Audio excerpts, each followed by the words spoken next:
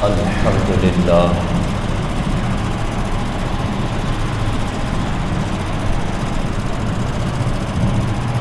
الحمد لله المعيد المستعان، والصلاة والسلام على سيد الإنس والجان، وعلى آله وأصحابه ذوي الإحسان. أما بعد، أعوذ بالله من الشيطان الرجيم. بسم الله الرحمن الرحيم.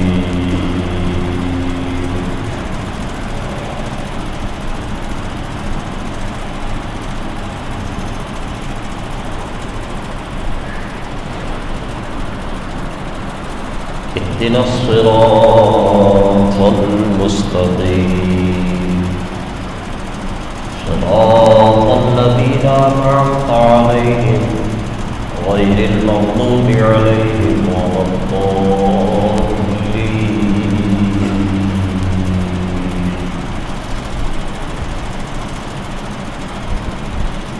صدق الله مولانا العظيم، وصدق رسوله النبي الكريم الأمين، ونحن على ذلك لمن الشاهدين والشاكرين، والحمد لله رب العالمين.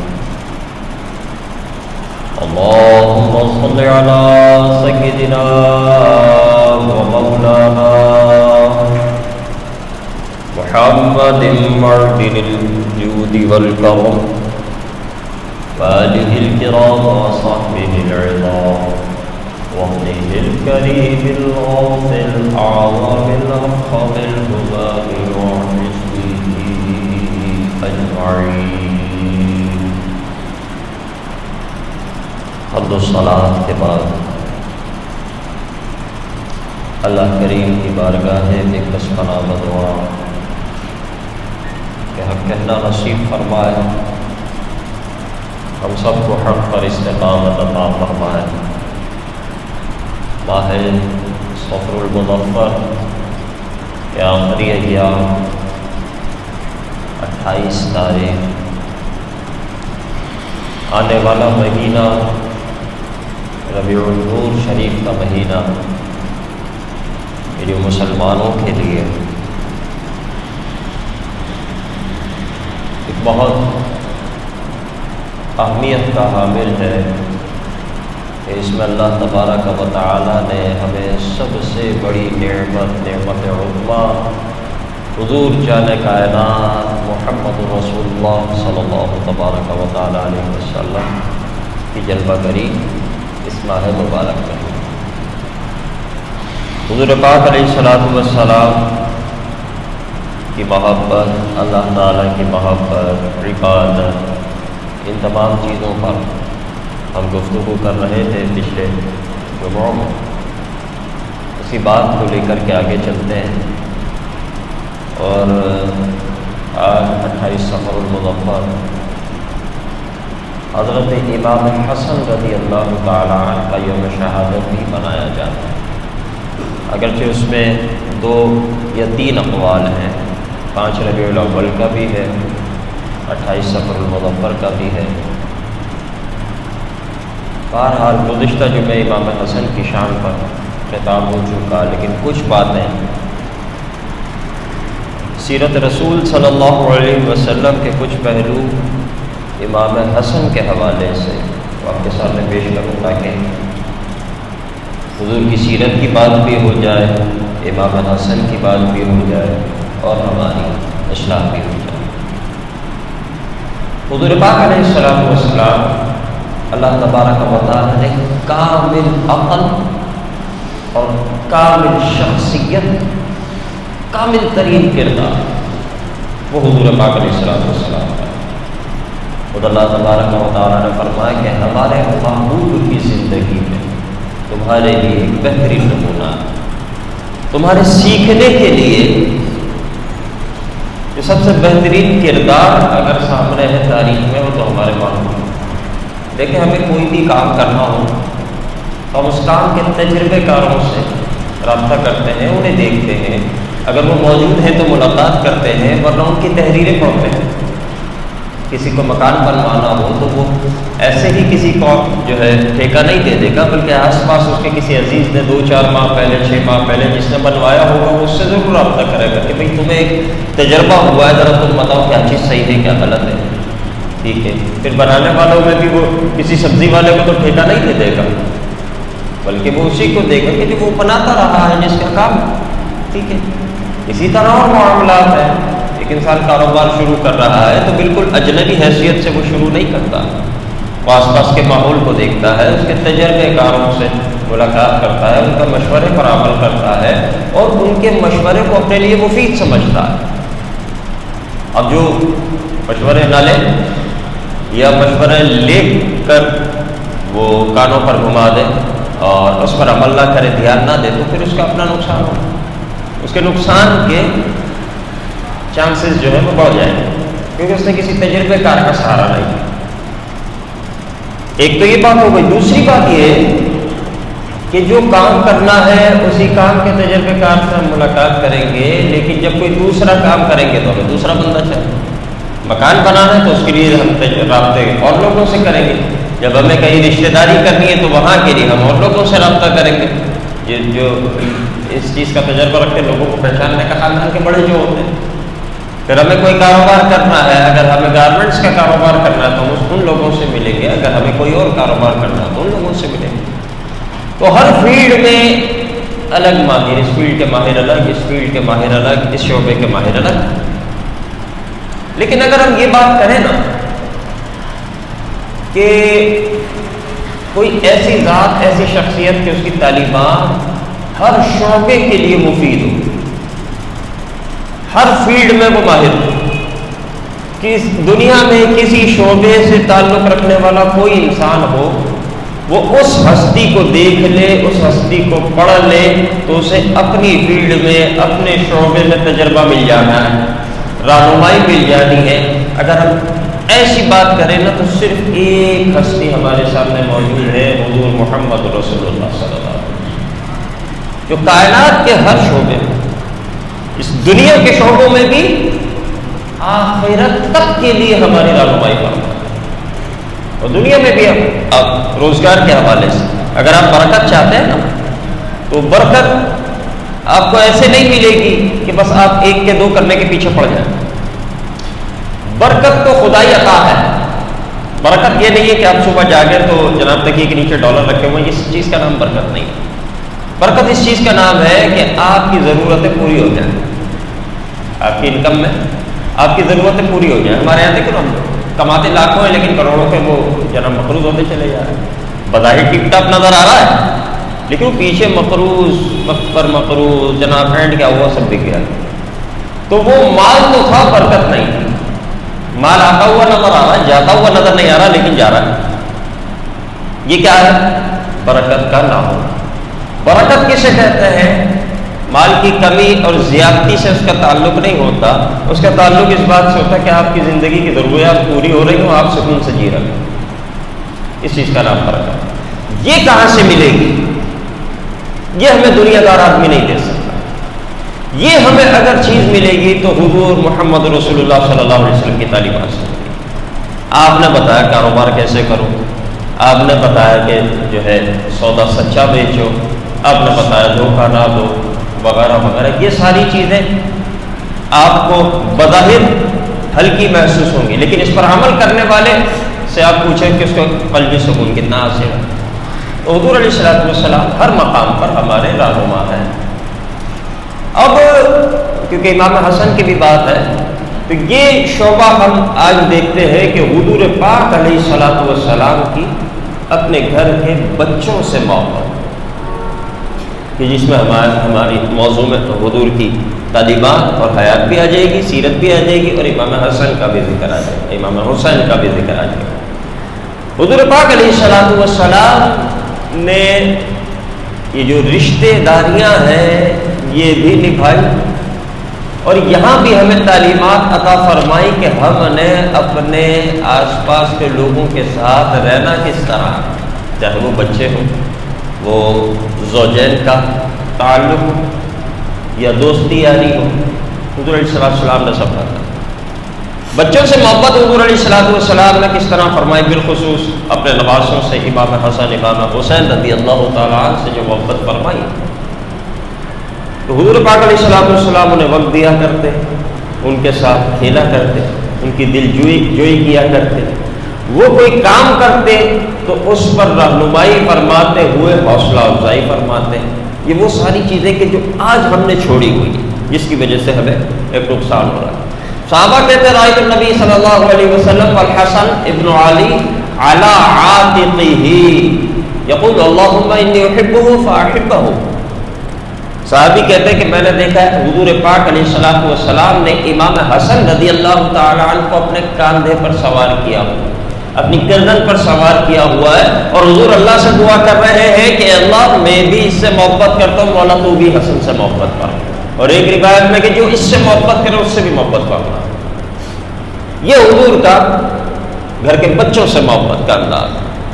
ایک صحابی کہتا ہے رأیت رسول اللہ صلی اللہ علیہ وسلم علی المنبر، حضور ممبر پر جلوہ فرما ہے، خطبہ ارشاد فرما رہے ہیں، والحسن ابن علی الی جنبہ، حضرت امام حسن رضی اللہ تعالیٰ ممبر پر حضور کے برابر میں بیٹھا ہوا، اور صرف اتنا ہی نہیں، یہ ایک انداز محبت، اظہار محبت۔ ہم کام کر رہے ہیں، کرسی پر بھی بیٹھے ہوں تو وہ بچہ آ جائے تو ہم اس کو ڈانٹ کر بھگا دیتے ہیں۔ حضور کا انداز کیا، ممبر پر بھی ساتھ بٹھا ہوا، ہمیں اختیار نہیں کہ ہم ممبر پر بچوں کو لا کر بٹھائیں، وہ بٹھانے والے حضور اور بیٹھنے والے بھی امام حسن۔ یہاں بات یہ ہو رہی ہے کہ بچوں سے محبت کا انداز، اور صرف یہی نہیں، راوی کہتے ہیں وہ ہوا یقبل علی الناس مرۃ وعلیہ اخری، حضور کبھی لوگوں سے مخاطب ہوتے، کبھی امام حسن سے مخاطب ہوتے، کبھی امام حسن کی طرف متوجہ ہوتے، کبھی لوگوں کی طرف متوجہ ہوتے، تو دوران خطبہ و خطاب وہاں بھی حضور جو ہے محبت سے اپنے نواسوں کو اپنے ساتھ رکھتے اور ان سے گفتگو بھی فرماتے۔ اور پیار کرنے کا انداز، مشہور بات ہے، حضور نے فرمایا امام حسن امام حسین کے لیے کہ یہ دنیا میں میرے پھول ہیں، ہما ریحانیہ من الدنیا فی الدنیا، کہ یہ دنیا میں میرے پھول ہیں۔ اور حضور پاک علیہ السلام خاص طور پر حضرت بی بی فاطمہ رضی اللہ تعالی عنہا کو حکم ارشاد فرما کر اپنے نواسوں کو بلایا کر، فیشمھا ویضمھا الیہ، فیشمھما ویضمھما الیہ، کہ حضور اپنے نواسوں کو سونگا کرتے اور اپنے سے لپٹا دیا کرتے، خاص طور پر بلوا۔ اور یہ جو ممبر کی بات کی نا، ایک مقام ایسا کہ حضور پاک علیہ السلام ممبر پر جلوہ فرمانا، خطبہ ارشاد فرمانا، مسجد نبوی کے دروازے سے امام حسن امام حسین جو ہے داخل ہوئے، کم عمر ہے، پوری طرح چلا نہیں جا رہا ہے، چل رہے ہیں گرتے ہیں، پھر اٹھتے ہیں، پھر چلتے ہیں، پھر اب یہ احساس تکلیف بھی ہوتا ہے، بچہ گر رہا ہے۔ حضور پاک علیہ السلام ممبر سے تشریف لائے نیچے، اور جا کر کے دونوں نواسوں کو اٹھا کر سینے سے لگایا ہے اور دوبارہ آئے، اور ارشاد فرمایا کہ واقعی اللہ نے صحیح فرمایا کہ اولاد جو ہے وہ آزمائش ہے۔ دیکھو حضور علیہ السلام کسی صحابی سے بھی کہہ سکتے تھے کہ انہیں اٹھا لیا جائے، یا مولا علی کو حکم ہو سکتا تھا کہ انہیں گھر چھوڑ کر آئے، لیکن ایک انداز محبت ہے کہ حضور پاک علیہ السلام خود جلوہ فرما ہوئے اور دونوں نواسوں کو اٹھا کر اپنے سینے سے لگائے۔ امام حسن رضی اللہ تعالیٰ حضور علیہ السلام نے اپنے کاندھے پر سوار کیا ہوا ہے۔ ایک صحابی دیکھ کر کہتے ہیں نعم المرکب رکبت یا غلام، امام حسن سے کہتے ہیں دلجوئی کے لیے کہ شہزادے تمہاری سواری کتنی اچھی ہے۔ آگے حضور پاک علیہ السلام ارشاد فرماتے ہیں ونعم الراکب ہوا، سواری تو دیکھنی اچھی، سوار بھی تو دیکھو کتنا اچھا ہے، یہ سوار بھی یہی ہے جو اس سواری کے لائق ہے۔ تو وہ صحابی کہہ رہے کہ سواری کتنی اچھی ہے، اور حضور کیا فرما رہے کہ سوار بھی تو دیکھو کتنا اچھا ہے۔ یہ بچوں سے محبت کرنا، صرف بچوں سے نہیں۔ ایک مرتبہ گزر رہے، آپ نے آواز سنی حضرت فاطمہ الزہرا رضی اللہ تعالیٰ عنہ کے گھر سے، عنہا کے گھر سے رونے کی آواز آئی، امام حسن کے یا امام حسین۔ حضور پاک علیہ الصلوۃ والسلام نے ارشاد فرمایا فاطمہ انہیں رونے نہ دیا کرو، ان کے رونے سے مجھے تکلیف ہوتی ہے۔ اور صرف یہی نہیں، ایک مرتبہ راستے سے گزر رہے کچھ بچے کھیل رہے، حضور پاک علیہ الصلوۃ والسلام نے جا کر ایک بچے کو اٹھا کر گود میں لیا، اس کی پیشانی کو بوسہ دیا، اس کے سر پہ ہاتھ پھیرا، اسے پیار کیا۔ وہ نہ امام حسن تھے نہ امام حسین تھے، کسی دوسرے صحابی کا بیٹا تھا۔ تو صاحب کے لوگوں نے پوچھا حضور اس بچے پر اتنی شفقت کی محبت کی وجہ کیا ہے؟ فرمایا یہ میرے حسین کا دوست، یہ حسین کے ساتھ کھیلتا ہے لیکن اس کھیل میں بھی حسین کی تعظیم کرتا ہے، اس کھیل میں بھی حسین کا ادب رکھتا ہے، اس کھیل میں بھی حسین سے محبت کرتا ہے۔ تو نہ صرف اپنے گھر کے بچے، بچوں کے دوست، ان کی بھی دل جوئی کرنا، ان سے بھی محبت کے ساتھ پیش آنا، اور تربیت کا انداز۔ ایک مرتبہ صدقے کی کچھ کھجوریں آئی ہوئی ہیں، اس کے ساتھ ساتھ محبت کے ساتھ ساتھ انداز تربیت بھی اپنی جگہ ہے۔ امام حسن رضی اللہ تعالیٰ ننھے شہزادے، وہ صدقے کی کھجوریں تھیں، آپ نے ایک کھجور اٹھا کر منہ میں رکھی، حضور پاک علیہ الصلوۃ والسلام جلدی سے آئے تیزی کے ساتھ اور فرمایا پھینکو اس کو، ان کے منہ سے نکلوائی، فرمایا صدقے کی کھجور ہے، ہم صدقہ نہیں کھاتے، ہمارے اوپر صدقہ نہیں ہے۔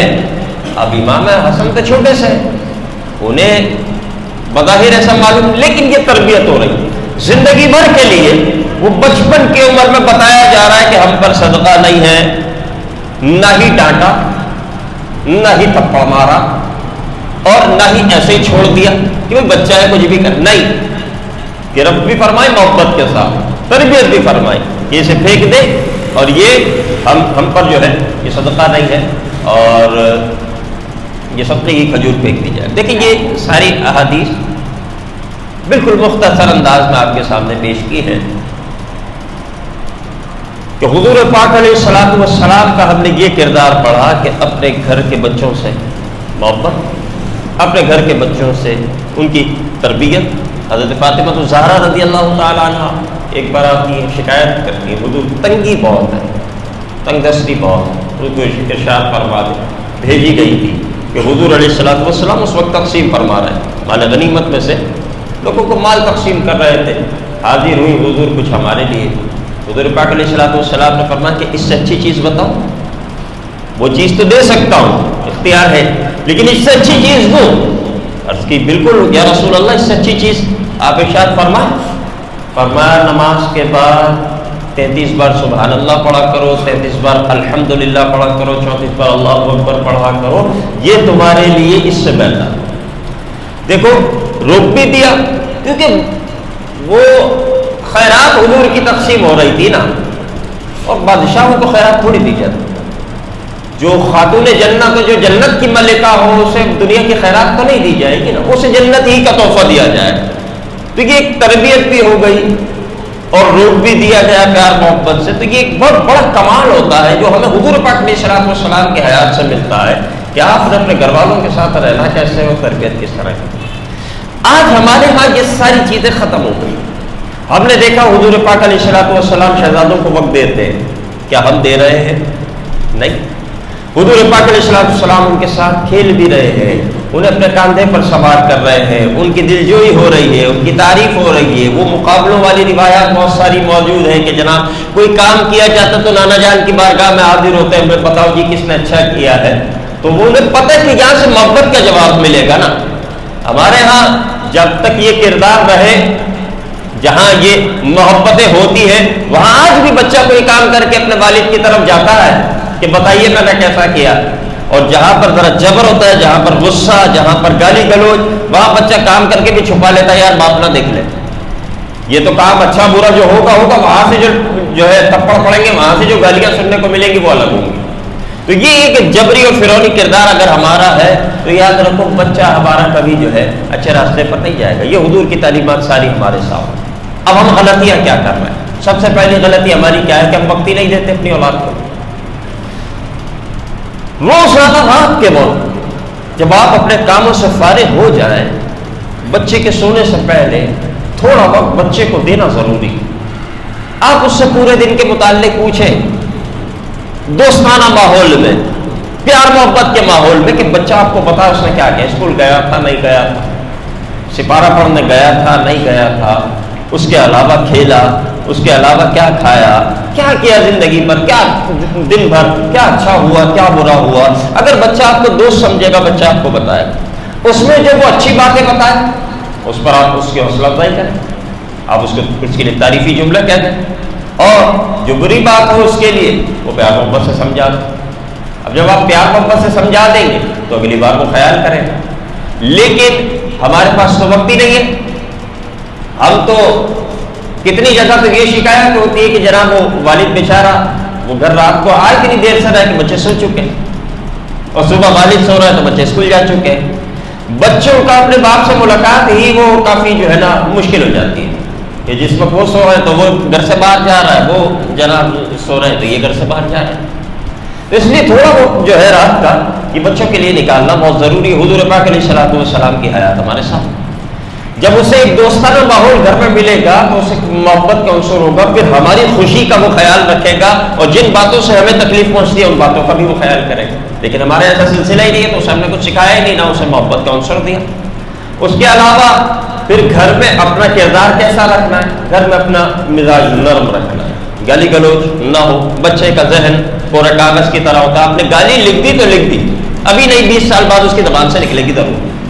بچے کے سامنے گفتگو ہماری مہذب ہونی چاہیے، جو ہے خود بچے سے ہم پیار محبت سے آپ جناب سے بات کریں تو وہ بھی آپ جناب سے ہم سے بات کرے گا، اوروں سے بھی بات کرے گا۔ لیکن ہمارے ہی ذریعے سے اگر تو تڑاک شروع ہو گئی تو بڑا ہو کے وہ آپ جناب کیا کرے گا، اس کی زبان سے آپ نہیں نکلے گا، کیونکہ اس کے جو کچے ذہن نے وہ چیزیں سنی نہیں نا۔ پھر دوسری بات سب سے بڑھ کر کے گھر میں لوگوں کی برائیاں نہ ہو۔ ہمارے گھروں میں لوگوں کی برائیاں بہت ہوتی ہیں، پھپھو ایسی ہیں، خالہ ایسی ہیں، پڑوسی ایسا ہے، سامنے والا ایسا ہے، اور بچے کے دل میں پہلے اتنی نفرت، وہ پہلے ہی نیگیٹو ہو گیا، پازیٹیوٹی کی طرف جانے کے بجائے وہ ابھی سے نیگیٹو ہو گیا۔ اب آپ اسے مثبت نہیں کر سکتے، اب اس کے کچے ذہن پر منفی اثرات جو ہے جم چکے ہیں۔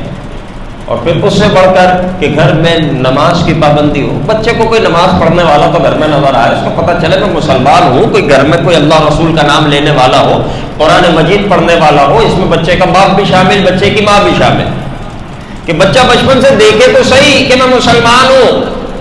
اب جس بچے نے قرآن گھر میں کھلتا ہی نہ دیکھا ہو، 7 سال کا ہو جانے پر، 5 سال کا ہو جانے پر مارتے ہوئے گھسیٹتے ہوئے اسے لے جا کر مدرسے میں چھوڑ دیا، ٹاری سب سنبھالو، تو بچہ تو بھاگے گا ماں سے، بچہ تو سوچے گا کہاں لے آئے بھائی، یہ کیا کر رہا ہے، کیونکہ اس نے کبھی وہ چیزیں ہوتی ہوئی نہیں دیکھی۔ لیکن یہ ہمارے یہاں شکایت ہوتی ہے نا، وہ وجہ یہی ہے کہ اس نے دیکھا ہی نہیں 5 سال سے کیا رہی ہوتا کیا ہے قرآن، اس کے بعد اس کو لا کر اس ماحول میں ڈالا تو اس کا دل کیوں لگے گا؟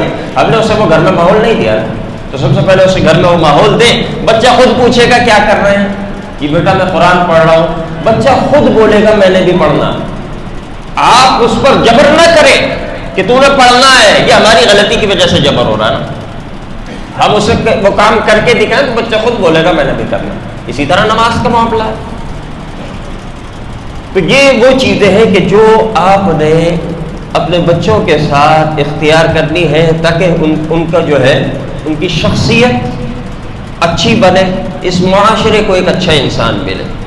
پھر اس کی دوستی کن بچوں سے ہے یہ بھی آپ کو معلوم ہونا چاہیے، اس کے جو دوست ہیں وہ بچے وہ خود مہذب ہیں یا نہیں، آپ اسے اچھی گیدرنگ، اچھا ماحول فراہم کریں، یہ بھی آپ کی ذمہ داری ہے۔ پھر جن درس گاہوں میں وہ جا رہا ہے، چاہے دینی ہو یا دنیاوی ہو، وہاں کی خبر گیری بھی ضروری ہے کہ آپ کو یہ معلوم ہونا چاہیے وہاں پڑھایا کیا جا رہا ہے، آپ کو یہ معلوم ہونا چاہیے کہ وہاں کے اساتذہ کیسے ہیں۔ ہمیں تو خبر ہی نہیں ہوتی، ہمیں تو بس اس سے مطلب ہوتا ہے کہ بچہ سند لے آئے، کہ جو ہے بہت سی جگہوں پر آپ کو معلوم ہے کہ جہاں سند کی بنیاد پر اساتذہ رکھے جاتے ہیں ہمارے دنیاوی اداروں میں، وہاں مذہب تو نہیں دیکھا جائے گا نا، وہاں تو صرف سند کی بنیاد پر اساتذہ رکھے جائیں گے۔ بہت سے غیر مسلم اساتذہ ہوتے ہیں، وہ اگر اپنا مذہب ٹرانسفر کر دیں تو بتاؤ ہمارے بچے کا کیا حال ہو۔ دنیاوی اداروں میں اس چیز کو تو نہیں دیکھا جائے گا، وہاں سند دیکھی جائے گی، اور ہوتا بھی ہے، ایسی شکایتیں بھی آ جاتی ہیں کہ جناب کہیں قادیانی ٹیچر، کہیں ہندو ٹیچر ہے، کہیں دوسرے بد مذہب ٹیچر ہے، اب وہ باتوں میں اور جناب بات وہاں تک لے جا کر کے اپنا کلچر جو ہے بچوں کے ذہنوں میں ڈال، پتہ چلا باپ دادا سنی گزرے وہ بچہ آ کر اس نے نئے فتوے شروع کر دیے. کیوں؟ کیونکہ جس تعلیمی ادارے میں وہ گیا تھا وہاں سے سیکھ کر آیا. تو ہمیں یہ بھی معلوم ہونا چاہیے کہ کن تعلیمی اداروں میں جا رہا ہے, وہاں کے اساتذہ کیسے, اور اس طرح کی بہت ساری چیزیں ہوتی ہیں کہ جو انسان کو اپنے بچے کے متعلق یاد رکھنی چاہیے اور اس پر عمل کرنا. اب آ جائیے بچوں کی طرف. جن کی تربیت ہو گئی, جن کی تربیت نہیں ہو سکی, تو یہ یاد رکھو کہ جب بچہ بالغ ہو گیا اب وہ مکلف ہے. اگر اس کی تربیت ہوئی تھی تو اچھی بات, اگر نہیں بھی ہوئی تھی نا تو اب بالغ ہونے کے بعد نوجوان یہ نہیں کہہ سکتا کہ میرا قصور نہیں ہے, میری تربیت ایسی ہوئی تھی, یہ نہیں کہہ سکتا. آپ بالغ ہو گئے, آپ عاقل ہو گئے, اب آپ خود مکلف ہیں, خود جواب دہ ہیں. اگر آپ کی تربیت نہیں ہوئی اب بھی آپ کے پاس وقت ہے, زندگی ہے, موقع ہے, آپ خود اپنی تربیت کریں. یعنی ایک مسئلہ یہ بھی ہوتا نا کہ بڑا ہونے کے بعد بچہ کہتا ہے کہ جناب ہماری تو تربیت ہی ایسی نہیں ہوئی, یہ ہمارے ماں باپ تو غریب تھے, وہ تو پڑھا نہیں سکے, یہ تھا وہ تھا وغیرہ. لیکن جب بالغ ہو چکے اب آپ خود اب باپ کی ذمہ داری ختم, تربیت کی, باپ کی تربیت کی ذمہ داری ختم. اب بیٹے کی اپنی ذمہ داری ہے کہ اپنی شخصیت کو نکھارے. وہ 14-15 سال کی عمر میں بالغ ہوگا تو خود ذمہ دار ہے. تو وہ یہ عذر پیش نہیں کر سکتا کہ جناب بچپن میں کسی نے نہیں بتایا, جوانی میں تو سیکھ سکتے تھے نا. تو جنہیں بچپن میں نہیں بتایا گیا وہ جوانی میں سیکھے, لازم ہے. اب وہ اپنے ماں باپ کو الزام نہ دے, بلکہ خود اس دنیا میں آ چکے ہیں اور خود عاقل اور بالغ اور مکلف اور طاقتور اور با اختیار ہو چکے ہیں. لہذا ان پر لازم ہے کہ وہ تربیتی لوگوں کو, تربیتی نشستوں کو اور تربیتی اسباب کو اختیار کر کے اپنے اندر بھلائی لے کر آئیں اور اپنے اندر جو ہے درستگی پیدا کریں. جہاں تربیت نہیں ہوئی ہوتی نا وہاں پر انسان ٹوٹتا ہے. آج تربیت نہ ہونے کے اثرات ہمارے معاشرے میں, بالخصوص اس محلے میں نے پہلے بھی اس بات کی طرف اشارہ کیا تھا کہ وہ ہمارے سامنے موجود ہے کہ لوگ جناب نشے کی طرف یا دیگر برائیوں کی طرف جا رہے ہیں. ویسے تو معلومات کے مطابق سروس شروع ہو چکی ہے اور ایکشن لے لیا گیا ہے, یہ اچھی بات ہے. لیکن یہ یاد رکھو کہ جب ہم گاڑی کی سروس کرواتے ہیں نا تو سروس کروانے کے بعد جب گھر آتے ہیں اگر کسی ایک کونے میں بھی کچرا مٹی لگی رہ جائے نا تو ہم کہتے ہیں یار اس نے سروس صحیح نہیں کی, بڑے بڑے فتوے اس پر لگا دیتے ہیں ہم. مقصد کیا ہوتا ہے کہ سروس کا نام ہے کہ پھر ایک ذرہ بھی نہ بچے. سروس کا مطلب کیا ہے کہ پھر ایک گوشہ بھی وہ پچھلی خرابی کا نہ رہے. تو جو سروس شروع ہوئی ہے نا تو پھر ایک بھی جراثیم بچنا نہیں چاہیے. جب کی ہے تو پھر شروع کی ہے تو پھر پوری طرح کریں اور بالکل انشاءاللہ صفائی کریں. انسان جو ہے کوشش کرتا ہے تو اللہ کی مدد آئی جاتی. جب برے لوگ اس محلے کو خراب کر سکتے ہیں تو اچھے لوگ محنت کر کے اس محلے کو اچھا بھی کر سکتے ہیں. ٹھیک ہے, تو تھوڑی پریشانی ہوگی, تھوڑی تکلیف ہوگی, اور یہ سروس صرف اپنے کام تک نہیں, میرا بچہ سیدھا ہو گیا بات بند نہیں. اب اس علاقے کا ایک ایک بچہ سیدھا ہونا چاہیے, ایک ایک نوجوان جو ہے وہ سیدھا ہونا چاہیے. جب تک ایک ایک نوجوان سیدھا نہیں ہو جاتا اور درست راہ پر نہیں آ جاتا یہ ایکشن رکنا نہیں چاہیے. جن لوگوں نے بھی اس میں کردار ادا کیا ہے اللہ تعالیٰ کی طرف سے انہیں ضرور اجر ملے گا. اب آ جائیے اب نوجوانوں کی طرف. نوجوانوں کو چند باتیں سمجھنی چاہیے. وہ یہ کہ دیکھو انسان کمزور ہے, فطری طور پر انسان کمزور ہے اور فطری ہی تقاضا ہے کہ وہ طاقت چاہتا ہے اور وہ ٹوٹتا بہت جلدی ہے. کبھی وہ گھر والوں کی طرف سے ٹوٹتا ہے, کبھی وہ مالی حالات کی وجہ سے ٹوٹتا ہے, کبھی وہ مجازی محبت کی وجہ سے ٹوٹتا ہے. تو خیر ایک تماشا ہوتا ہے, بہرحال جو بھی ہوتا ہے اس کی وجہ سے ٹوٹتا ہے. کسی نہ کسی بنا پر جب وہ ٹوٹتا ہے نا, جب وہ خود کو کمزور محسوس کرتا ہے. باتیں بتانے کی بہت ساری ہے, صرف ایک بات بتا رہا ہوں, احساس کمزوری, احساس کمتری اور کچھ نہ کرنے کی, خود کو کمزور سمجھنے کا جو یہ احساس ہوتا ہے نا, ناکامی کا جو احساس ہوتا ہے, یہ برائی کی طرف لے کے جاتا ہے. انسان کو چاہیے طاقت. اب طاقت کچھ تو اپنے بلبوتے پر حاصل کر لیتے ہیں, اللہ انہیں نواز دیتا ہے, ان کے پاس طاقت آ جاتی ہے, وہ خوش ہو جاتے ہیں یار میں نے زندگی میں کچھ کر لیا. لیکن جو کہیں نہ کہیں ناکام ہوا ہو نا اور کامیاب نہ ہو رہا ہو, یہ جاتا برائی کی طرف. اب وہ طاقت حاصل کرنی ہے اس نے, وہ طاقت وہ اسلحے کے ذریعے بھی حاصل کر سکتا ہے. اسلحہ اٹھا لیا, جرائم شروع کر دیے, اب وہ خود کو طاقتور سمجھ رہا ہے کہ اب معاشرہ میرے آگے جھکا ہوا ہے، میرے پاس پسٹل ہے، کوئی میرے سامنے بول نہیں سکتا، میں کسی گلی سے گزروں گا لوگ مجھے سلام کریں گے. یہ طاقت اس نے اسلحے کے دور پر اٹھائی. کچھ لوگ مال کے ذریعے طاقتور بنتے ہیں کہ جناب بس وہ مال کماتے ہیں تاکہ وہ مالدار کہلائیں اور لوگوں میں ان کا اثر رسوخ رہے، لوگوں میں ان کی طاقت رہے، پلہ بھاری رہے. یہ بھی ایک طاقت کا ذریعہ ہوتا ہے. کچھ لوگ کسی اور ذریعے سے، منصب کے ذریعے سے یا اور کسی ذریعے سے، بہرحال مختصر یہ کہ طاقت حاصل کرنے کی کوشش کریں.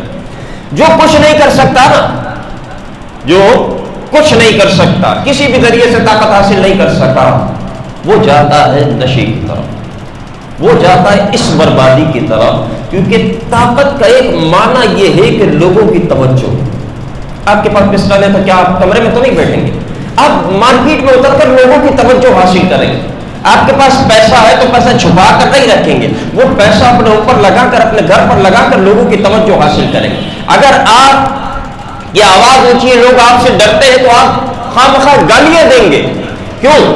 کیا پاگل بن کر دکھا رہا ہے لوگوں کو؟ نہیں، آپ پاگل بن کر نہیں دکھا رہے کہ میں نفسیات بات کر رہا ہوں، آپ لوگوں کی توجہ حاصل کر رہے ہیں. جو یہ نشے کر رہے ہوتے ہیں نا بیچارے، کہ ٹوٹے ہوئے لوگ ہوتے ہیں، یہ اکثریت کی بات کر رہا ہوں، یہ کمزوری کا ان کے اندر احساس ناکامی ہوتا ہے. لوگوں کی توجہ حاصل کرنے کے لیے بیچارے اس طرف چلے جاتے ہیں. کوئی ہمیں موالی صحیح بولے تو صحیح، کوئی ہمیں شرابی ہی کہے بولے تو صحیح، ہمارا نام تو لے. کوئی ہمیں عاشق تو کہے، کوئی یہ تو کہے کہ ہاں تیرے ساتھ برا ہوا، صرف اتنا کہہ دو کہ اس کی آنکھوں سے آنسو آ جائیں گے کہ ہاں یار تیرے ساتھ واقعی برا. وہ یہ سننے کے لیے اپنی زندگی برباد کر رہا ہے. کیا تماشا ہے یار، صرف ایک جملہ سننے کے لیے. ہم نے باقاعدہ کوشش کی ہے اس نفسیات کے، الحمدللہ لوگوں کی نفسیات جانتے ہیں. صرف یہ باتیں سننے کے لیے انسان اپنی زندگی برباد کر رہا ہے. یار میرے پاس آ جاؤ، میں بول دوں گا، کم سے کم زندگی برباد تو نہ کرو.